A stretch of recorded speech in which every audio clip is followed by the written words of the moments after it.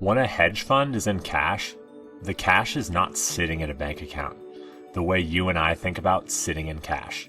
Instead, hedge funds will run a structure that pays roughly the T-bill rate in a far, far more tax-efficient wrapper, while they wait for the next trade. Using this structure means you earn roughly the same yield as a savings account, but you keep more of it. For a long time, this cash holding play was locked behind derivatives desk and prime brokerage relationships. Now it's accessible to retail traders, and there's even an ETF that gives you the same core idea in a single click. Today, I'm going to break down the tax strategy hedge funds use between trades so you see how the structure works and walk you through the simple version anyone can use. Here's why this matters. If you've got 6 figures sitting in a high yield savings account paying you 4%, you're really earning closer to 2.6% after taxes. You're paying ordinary income tax on what is basically just cash. It feels safe, it's liquid, it's what everyone else does, and it's one of the most expensive ways you can hold idle money. That's exactly why sophisticated investors don't park cash in savings account.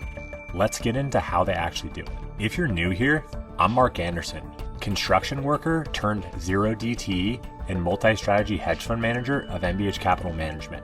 I've sold over $100 million in 0 DT option premium and traded over 1,000 consecutive market days. My videos focus on investment strategies, but this video is about everything in between your trades, where your idle cash lives, and how you can effectively work for you instead of it working against you. When a hedge fund wants to sit in cash, they generally don't put it in a high yield savings account. So where do they put it? They use something called a BOXX spread. Think of a BOXX spread as a way to turn an options market into a fixed rate loan. You're basically saying, I want to put in money today, and I want to know exactly how much I'll get back at a specific date in the future, no matter what the market does in between. Here's how it works from a high level. You use 2 option trades that are mirror images of each other. One is built to pay if the index goes up, the other is built to pay if the index goes down. Put together, they cancel out the up and down part. What you're left with is a simple fixed payoff at a certain date. So instead of betting on direction, you're basically locked in. On this date, this trade is worth X. What does it cost me today to get X at expiration? The difference between what you pay now and what you get back later is the interest. And that interest lines up with whatever the short-term rates are in the market. Quick example with some round numbers. You set up a BOXX spread that will pay you $104 1 year from now. Today, the market says that the future is 104 and is worth $100. You pay $100 today and get $104 back in a year. You don't care if the index doubles, crashes, or goes sideways at expiration. You just get your 104. The extra $4 between your $100 is the 4% interest rate.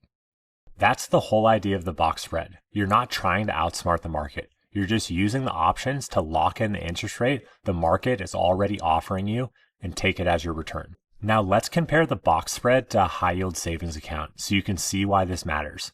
Most people think if I'm getting 4% on my cash, I'm good. But if that 4% is in a savings account or money market fund, you're usually paying full freight income tax on it every year.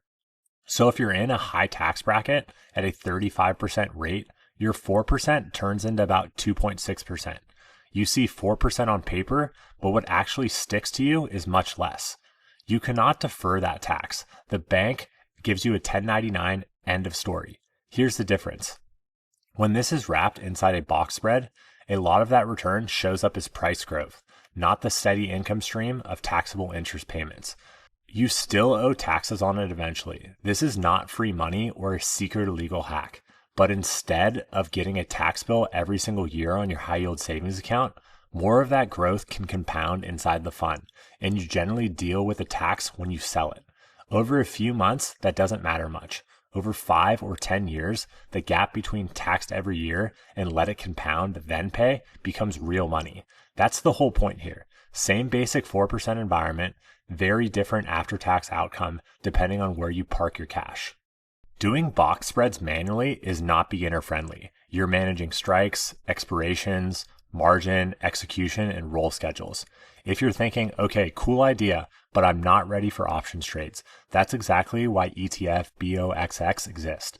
BOXX is an ETF you can buy in a normal brokerage account, just like any stock or index fund.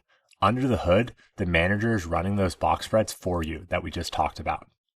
They put money in today, they lock it in at a fixed amount, they'll get it back in a few months. The gap between those two numbers is basically the short-term interest rate. You don't see any of that. You just see the share price and the yield over time. If today's rate environment, BOXX aims to pay something in the neighborhood of the short-term treasury bill.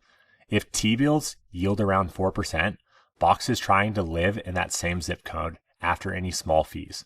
If rates go down, the numbers will go down. There's no locked in forever 4%. Here's the key part. Because it's an ETF, the return shows up as share price growth instead of constant taxable interest income in your account. What does this mean though? It means that your cash can earn a T-bill-like rate. More of that growth can compound before you have to pay taxes on it. You typically deal with most of that tax when you eventually sell the ETF. It's not tax-free, but for cash you're going to hold for a while, it can be much more tax efficient than what you would hold in a bank account over time and get a 1099 on each year. So if you've got, let's say, $500,000 sitting between trades or deals, BOXX is a way to keep it working at roughly the risk-free rate while letting you more effectively compound your return over time and give less of a cut to the IRS. Let's be clear about where this does and doesn't fit. This used to be really only for people with millions of dollars in idle capital. At that level, losing over 1% a year to unnecessary tax drag is a big problem. BOXX brings that same idea down to investors with a smaller balance, but it's still not for every dollar you own. It's a good fit when you have cash you don't need tomorrow or next week. You have money sitting between investments, real estate deals, or business opportunities. You have amounts where an extra 1% to 2% after tax each year, compounded over years, moves the needle a lot. If you're a large, sophisticated options trader, you can build a box spread yourself and control every detail. For almost everyone else, the ETF is a lower maintenance, more tax efficient version of the same idea. Know that you're optimizing for safety, liquidity, yield, and tax efficiency. BOXX is that slice for your cash where yield and tax efficiency matters more than having every dollar sitting in a savings account. Let's zoom out for a second and put this all together. A box spread is just a way to turn an options market into a fixed rate loan. You put money in today and lock it in for exactly how much you'll get back at a date in the future. And you don't care about what the market does between. The difference between today's cost and the future payout is basically the current short-term interest rate. High yield savings account might be around 4%, but you usually pay full income tax on that every single year. So your 4% turns into something like 2.6% after tax if you're in that higher bracket. An ETF like BOXX runs box spreads for you under the hood. You still owe taxes, but you're deferring them more and more, and it's letting your growth compound each year before the IRS gets paid. Very different results over 5 to 10 years, depending on where you park your money.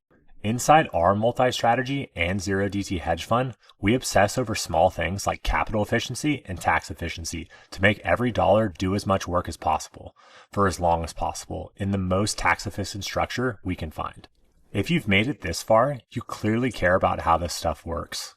There are 2 links in the description. The first books a 30-minute call for accredited investors evaluating MBH Fund 1, our zero DT options fund, and MBH Fund 2, our multi-strategy fund. We'll cover strategies, allocation, and risk frameworks. The second is to subscribe to our monthly performance newsletter. This includes our performance, attribution of strategies, and current research. Subscribe below. I'll see you guys in the next one.